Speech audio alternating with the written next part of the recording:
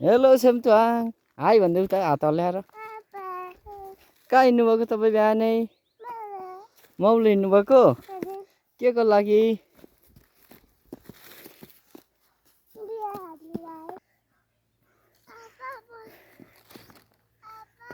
हजुर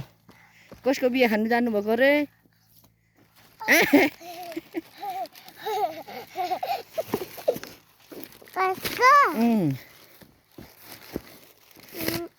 कसको बिहे खानु जानुभएको